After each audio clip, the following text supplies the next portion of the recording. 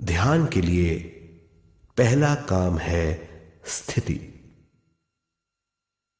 आप किसी भी तरह बैठ सकते हैं। बैठना आरामदेह और निश्चल होना चाहिए। हम जमीन और कुर्सी पर बैठकर ध्यान कर सकते हैं। ध्यान हम किसी भी जगह कर सकते हैं जहां हम सुखदायी हों। आराम से बैठिए, पैरों को मोड़िए, उंगलियों को फंसाइए, आंखें बंद कर लीजिए। अंदर और बाहर की आवाजों पर रोक लगाइए। किसी भी मंत्र का उच्चारण नहीं कीजिए। पूरे शरीर को ढीला छोड़ दीजिए। ढीला, बिल्कुल ढीला। जब हम पैरों को मोड़ते हैं और अंगुलियों को फंसा लेते हैं तो शक्ति का दायरा बढ़ जाता है, स्थिरता बढ़ जाती है।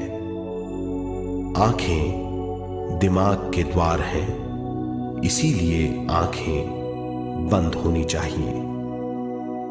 मंत्रोच्चारण, कोई भी ध्वनियां अंदर की या बाहर की मन की क्रियाएं हैं, इसीलिए इन्हें बंद करना होगा। जब शरीर ढीला छोड़ दिया जाता है, चेतना दूसरे कक्ष में पहुंच जाती है। मन और बुद्धि। मन विचारों का समूह है। बहुत से विचार हमारे मन में उभरते रहते हैं। जब विचार आते हैं तो प्रश्न भी उठ खड़े होते हैं, जाने और अनजाने।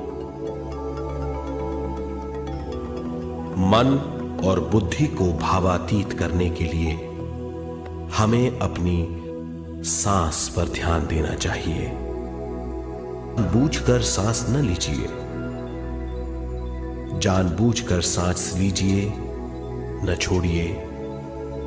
सांस लेना या छोड़ना अनायास होना चाहिए। प्राकृतिक सांस पर ध्यान दीजिए। ये इसकी व्याख्या है, यही तरीका है।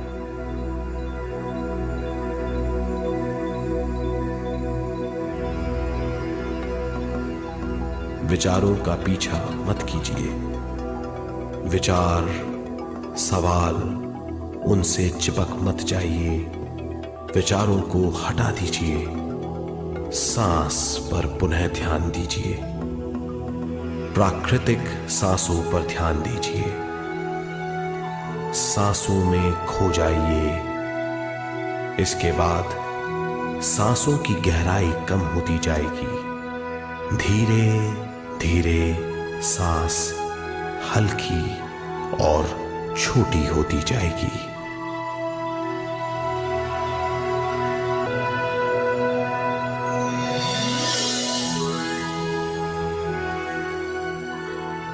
आखिर में सांस बहुत छोटी हो जाएगी और दोनों भावों के बीच में चमक का रूप ले लेगी।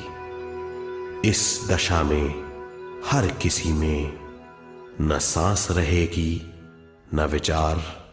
वो विचारों से परे हो जाएगा। ये दशा कहलाती है निर्मल स्थिति या बिना विचारों की दशा।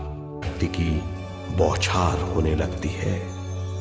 हम जितना ज्यादा ध्यान करेंगे उतनी ही ज्यादा विश्व शक्ति हमें प्राप्त होगी।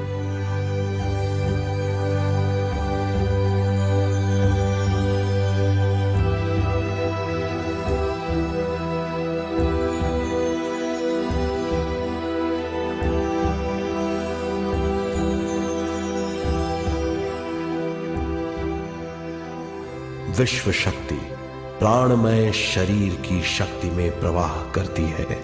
शक्ति से भरा हुआ शरीर प्राणमय कहलाता है।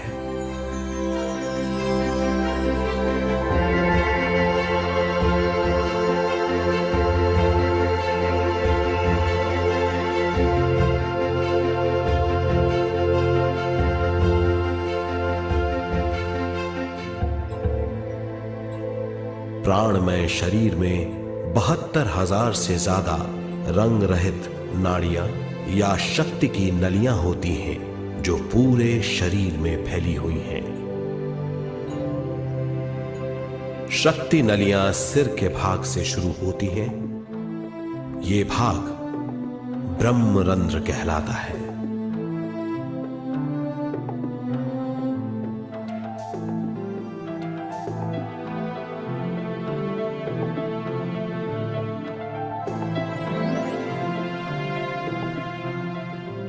प्राणमय शरीर हमारे शरीर का विशेष आधार है, विश्व शक्ति है।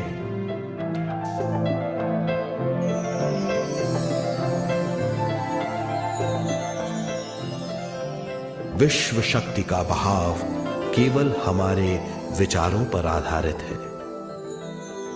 जब हम सोचने लगते हैं तो विश्व शक्ति का बहाव रुक जाता है। मतलब यह है, हमारा सोचना विश्व शक्ति का बांध है। जब विश्व शक्ति का बहाव कम हो जाता है तो शक्ति नलियों में कम शक्ति पहुंचती है। ये कमी हमारे शरीर की शक्ति में रंग रहित सूक्ष्म धब्बे डाल देती है। ये धब्बे धीरे धीरे हमारी शरीर में बीमारी पैदा करते हैं। मतलब यह है कि हमारे प्राणमय शरीर में शक्ति की कमी सारी बीमारियों की जड़ है।